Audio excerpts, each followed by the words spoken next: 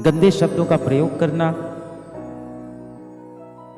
गंदे गंदे वीडियो देखना। बाहर दुनिया को जीतना बहुत आसान है बेटा, सबसे पहले आप अपने मन को जीतो। ऐसा क्यों हो रहा है कि तुम कुछ और करना चाह रहे हो पर दिन भर कुछ और कर रहे हो? सीधे शब्दों में आप समझो, आप अपने जीवन का जो कंट्रोल है, आप अपने जीवन का पूरा कंट्रोल एक शैतान को दे चुके हो। कलयुग के अंदर आप देखो, जितनी भी बुरी शक्तियां हैं वो अब दिखाई नहीं पड़ती। आप जीवन में सफल होना चाहते हो, इसका जवाब हाँ है या ना है। ऐसे राक्षस हैं जो आपकी जिंदगी आपसे लेना चाहते हैं, ऐसे राक्षस हैं जो आपका लक्ष्य, आपका सपना, आपकी सोच, आपका परिवार, आपका भविष्य सब आपसे छीनना चाहता है। जो आपका मन होता है ना, वो बहुत चंचल होता है और आपका मन ऐसा होता है जैसा एक नवजीवित पशु हो। जो छोटा सा घोड़ा पैदा होता है ना, वो इधर उधर भागता रहता है, उसे सही दिशा नहीं मिलती है और उसे लगातार सिखाया जाता है कि तुझे सीधे दौड़ना है, जब बाधा आएगी तो तुझे कूदना होगा, पर वो घोड़ा सीख नहीं पाता, वो इधर उधर भागता रहता है। जिस तरह से एक नवजात पशु का दिमाग होता है ना कि इधर उधर भागता रहता है, ठीक वैसे ही आपका मन होता है। आप देखो, जितने भी लोग सबसे ज्यादा महान बने हैं, उन्होंने अपनी इंद्रियों पे काबू किया है, अपने मन पे काबू किया है। बाहर दुनिया को जीतना बहुत आसान है बेटा, सबसे पहले आप अपने मन को जीतो, अपनी इंद्रियों को जीतो, अपने ऊपर कंट्रोल लेके आओ। जब तक आपके जीवन का कंट्रोल दुनिया के पास है, तब तक आप कुछ नहीं कर पाओगे। सबसे पहले अपनी लाइफ का कंट्रोल लो, take back the control of your life. ऐसा क्यों हो रहा है कि तुम कुछ और करना चाह रहे हो पर दिन भर कुछ और कर रहे हो? आज इस क्लास में जितने भी बच्चे हैं, सब यही चाहते होंगे कि जीवन में वो सफल हो, डॉक्टर बने, क्योंकि ये बैच में डॉक्टर बनने की पढ़ाई हो रही है। पर ऐसा क्या है कि आप दिन भर वो काम कर ही नहीं रहे हो जिससे आपको आपका लक्ष्य मिले? सीधे शब्दों में आप समझो, आप अपने जीवन का जो कंट्रोल है, आप अपने जीवन का पूरा कंट्रोल एक शैतान को दे चुके हो, जो अपने हिसाब से आपके जीवन को चला रहा है। अगर सच में तुम्हें जीवन में सफल होना है और अपने माँ बाप के लिए क्यों, अपने लिए जीवन में कुछ करना है, अपना नाम बनाना है, अगर अपना नाम रोशन करना है। मैंने एक दिन कहा था कि माँ बाप नाम रख देते हैं, पर नाम बनाना बेटे या बेटी का काम होता है। माता पिता आपका नाम रख देते हैं कि आपका नाम रख दिया आशु, पर इस नाम को बनाने का जो काम है वो आपके ऊपर है। अगर आप सच में अपना नाम बनाना चाहते हो, अगर आपके सच में दिल में ये इच्छा है कि आप जीवन में कुछ बड़ा करोगे, तो आप दिन भर ऐसा कर क्यों नहीं पा रहे हो? आप फंस क्यों गए हो?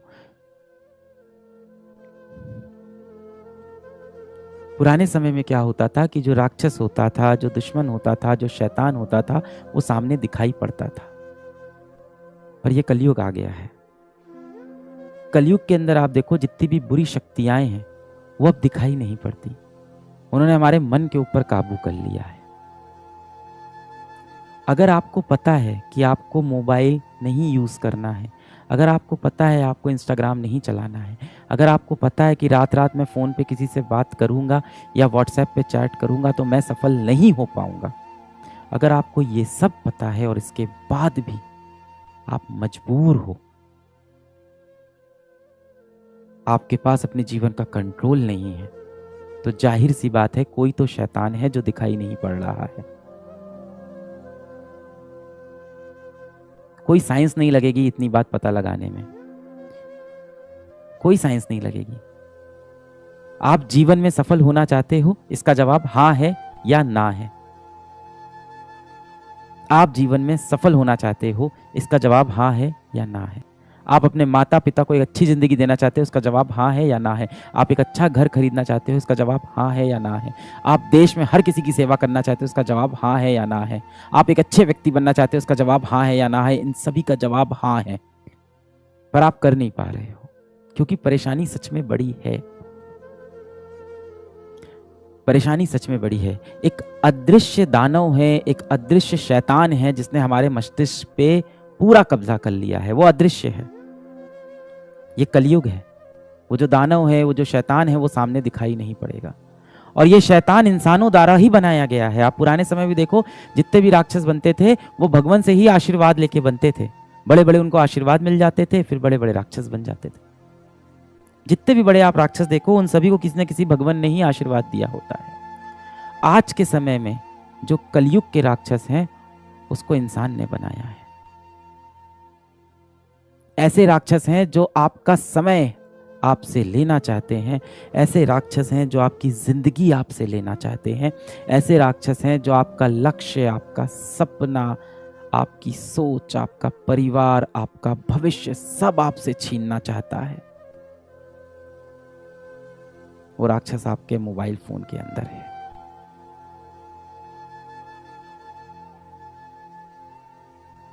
आप मोबाइल का इस्तेमाल नहीं करते हो, मोबाइल आपका इस्तेमाल करता है।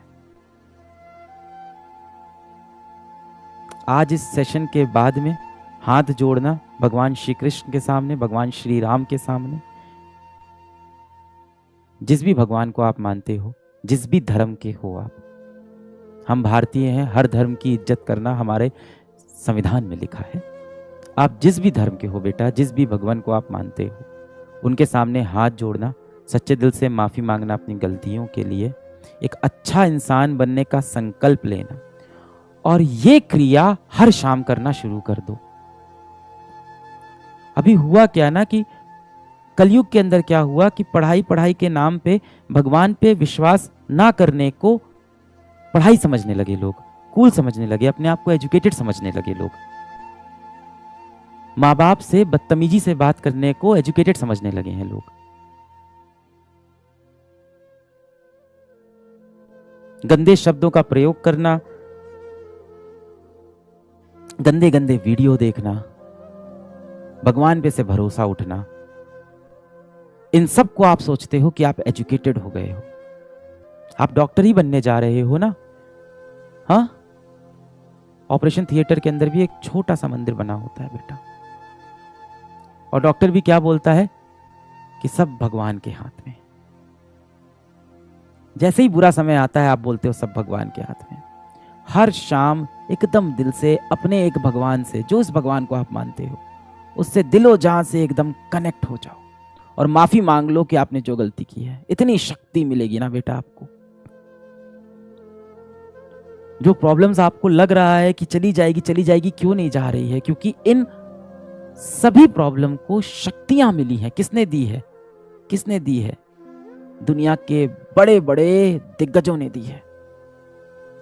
बड़े बड़े दिग्गज जो ऐसे प्लेटफॉर्म अब बना रहे हैं जो आपके समय के साथ साथ आपका भविष्य, आपका सपना, आपकी जिंदगी, आपका डेटा, आपकी चॉइसेस सब आपसे छीन ले।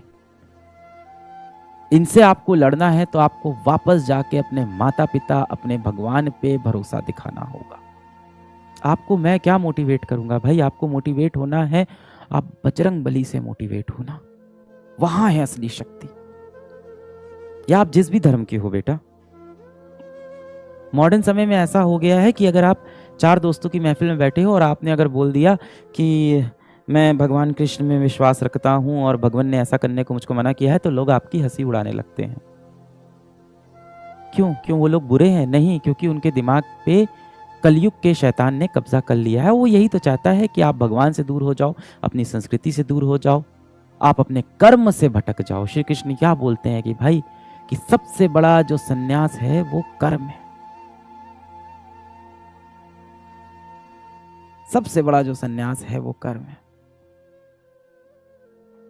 आप गीता में जाना, अध्याय 18 है, और अध्याय 18 का अगर आप देखोगे तो टाइटल है सन्यास। सन्यास के ऊपर है पूरा। और अगर मैं आपको संक्षेप में बताऊं, अगर आप सोचते हो कि पहाड़ पे चले जाना और सब कुछ त्याग देना सन्यास है, भगवान श्री कृष्ण ने ये बिल्कुल नहीं बोला।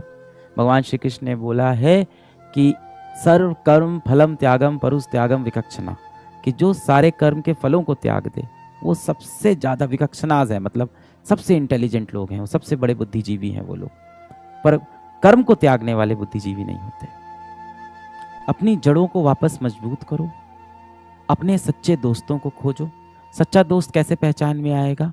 वही आपका सच्चा दोस्त है जो आपके पैर पकड़ के आपको नीचे ना खींच रहा हो, आपका सच्चा दोस्त वही है जो आपके टूटे हुए पंख को आपके शरीर से वापस लगा रहा हो और आपकी उड़ने में मदद कर रहा हो। अब अगर वो दोस्त आपके लिए बहुत हंसी मजाक वाले रील्स आपको नहीं शेयर करता है, वो दोस्त अगर देखने में कूल नहीं दिखता है, कोई बात नहीं बेटा, ये चीजें जीवन में मायने नहीं रखती हैं। आपका सच्चा दोस्त वही है जो आपको आगे बढ़ने के लिए लगातार प्रेरणा दे रहा है। आपका सच्चा दोस्त वही है जो आपको बोल रहा है लगातार कि आप गलत कर रहे हो, इस तरह से आप जीवन में सही दिशा में नहीं जाओगे। और हमारी ये आदत होती है कि जो भी व्यक्ति हमारे बारे में बुरा बोलता है, हमें क्रिटिसाइज करता है, हम उससे दूर होना स्टार्ट कर देते हैं। हो सकता हो वो आपका बहुत सच्चा मित्र हो और इसीलिए आपकी बुराई कर रहा हो और आपने उससे बात करना ही छोड़ दिया। अपनी जड़ों को वापस मजबूत करो, ये सारी दिक्कतें वहीं से हल होंगी। आप सब तो डॉक्टर बनने वाले हो ना, बताओ कोई इंसान बीमार कैसे ना पड़े? बताओ हमें बीमारियां क्यों होती है? मैं बहुत बेसिक सवाल पूछ रहा हूं, आप सब तो डॉक्टर बनोगे। हम सबको बड़ी बड़ी बीमारियां से बचना है तो हम क्या करें? क्या बोलते हैं उसको? अपनी इम्यूनिटी को स्ट्रांग करें, है ना। हमारे जो शरीर के अंदर रक्षा होती है, जो हमारा शरीर खुद की रक्षा करता है, उस सिस्टम को हम और ज्यादा मजबूत कर लें, अपनी इम्यूनिटी को स्ट्रांग करें। दवा खाने से तो लोग सही नहीं होते, आपको भी पता है। तभी तो बोला जाता है prevention is better than cure. दवा खाना तो मजबूरी हो गई क्योंकि बीमारी शरीर में प्रवेश कर चुकी है। अपनी इम्यूनिटी स्ट्रांग करें। अब आप मुझसे आके रोज टैबलेट मांग रहे हो कि सर कुछ दवा दे दो जिससे मेरा ये सारी बुरी आदतें मेरी जीवन की छूट जाएं और मैं एक बहुत अच्छा व्यक्ति बन जाऊं और जीवन में सफल हो जाऊं। तो मैं आपको दवा दे दूंगा। दवा का असर क्या होता है? कितने दिन रहता है? 1 दिन, 2 दिन, 1 हफ्ता, 1 महीना। फिर क्या है? अंदर से अगर आपकी इम्यूनिटी स्ट्रांग नहीं है तो अगली बार फिर वो बीमारी आपको पकड़ लेगी। इस टाइम तो इतनी बीमारी फैली हुई है, मानसिक रोग, डिप्रेशन, इतनी बड़ी बीमारी इस समय फैली हुई है, हर तरफ लोग डिप्रेस्ड हैं। अपने लिए आपके पास समय ही नहीं है। रात में 3 बजे सोते हो, सुबह 12 बजे उठते हो, दिन भर पढ़ने की कोशिश करते हो, पढ़ाई में मन लगता नहीं है, आंख के नीचे गड्ढा हो गया है, अंदर से आंखें लाल हो गई हैं। घर में माता पिता बात करते हैं तो चिढ़ होती है कि क्या बात करें इनसे। पूरे समय लगता है कि पढ़ने का समय नहीं है और जब पढ़ने बैठो तो पढ़ने का मन नहीं करता है। पढ़ने बैठो तो मोबाइल हाथ में लेके चलाने का मन होता है, मोबाइल चलाओ तो पूरे समय अपने अंदर से गिल्ट होता है कि मैं क्यों मोबाइल चला रहा हूं, चलो मैं पढ़ाई कर लूं। मैं आपको टैबलेट दे दूं तो टैबलेट से आपकी जो बीमारी है वो 1 दिन, 2 दिन, 1 महीने के लिए सही होगी। जड़ से खुद को सही करना है। अपनी इम्यूनिटी स्ट्रांग करो, अपनी जड़ें मजबूत करो, अपने सिद्धांत मजबूत करो कि अभी तो कलयुग आने वाला है और भयानक भीषण कलयुग आने वाला है। आगे जो भीषण कलयुग आने वाला है जिसमें आर्टिफिशियल इंटेलिजेंस आपके सामने आने वाला है, वो तो आपको आपके लक्ष्य से पूरी तरह से भटका देगा। मान लो किसी इंसान को बॉडी बनानी है तो 2 तरीका होता है, आपने भी सुना होगा, मैंने भी इंटरनेट पे ही सुना है बॉडी बनाने का। एक तो होता है आप अखाड़े में जाओ, वजन उठाओ, है ना, आप खेत में जाओ, हल चलाओ, ये सब तरीके होते हैं अच्छा मजबूत शरीर बनाने का। या कई लोग जिम जाते हैं, वो भी ठीक है, जिसके पास जो सुविधा है। और दूसरा तरीका होता है दवाएं ले लो, स्टेरॉइड ले लो। आपको पता है ना, दूसरे तरीके से इंसान मजबूत नहीं बनता है, पहला ही तरीका है और वो कठिन होता है। जिन लोगों के आप देखते हो शरीर इतने मजबूत होते हैं, वो 1 दिन, 1 रात, 1 महीने में नहीं बनते, सालों की तपस्या से बनते हैं। अब आप जीवन में जो बनना चाह रहे हो उसके लिए अब आपको तपस्वी बनना पड़ेगा। और ये मैं मानता हूं कि आपका समय मुझसे ज्यादा मुश्किल है। मेरा समय आसान था, हमारे समय में इतने शैतान नहीं थे। जब मैं बच्चा था तब हमारे पर्यावरण में इतने शैतान नहीं थे, इतनी बुरी शक्तियां नहीं थी, हम फिर भी अपने लक्ष्य को साध सकते थे, इतने डिस्ट्रैक्शन नहीं थे। अब बहुत डिस्ट्रैक्शन है। You are a generation that is cursed with technology and the only solution to fight with this technology is to get back to your roots.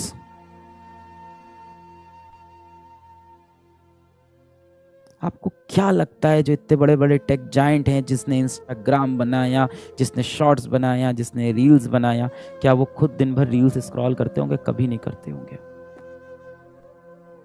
आपको क्या लगता है जो लोग वेब सीरीज बनाते हैं, ओटीटी प्लेटफॉर्म बनाते हैं, वो कभी उन पे अपनी खुद की मूवीज देखते होंगे? कभी नहीं देखते होंगे। पूरे टाइम ये देखते हैं कि हमने मासूम जनता को पकड़ के अपना कंटेंट दिखाया कि नहीं दिखाया। 18 साल की उम्र के कितने बच्चे हमारा वीडियो देखते हैं, अब उनको हम अगला ऐड कौन सा दिखा दें। और किस तरह से हम मार्केट में एक वेंडर के पास जाएं और उससे बोलें, या एक कंपनी के पास जाएं और बोलें कि 18 से 20 वर्ष की आयु के हमारे पास 2 लाख बच्चे हैं जो रोज आके हमारे प्लेटफॉर्म पर मूवीज़ देखते हैं और लगभग 15 मिनट अपने दिन का यहीं पे व्यतीत करते हैं। क्या आपको उन बच्चों को कुछ बेचना है? अच्छा, एक मोबाइल फ़ोन बेचना है? अच्छा, कुछ किताबें बेचनी है? अच्छा, आपको उनको कुछ खिलौने बेचने हैं? आओ ऐड कर दो। दुनिया बहुत बड़ी है। अगर आप प्रॉब्लम को सही में सॉल्व करना चाहते हो तो अब आपको इस दिशा में सोचना पड़ेगा, रूट्स पे वापस आना पड़ेगा।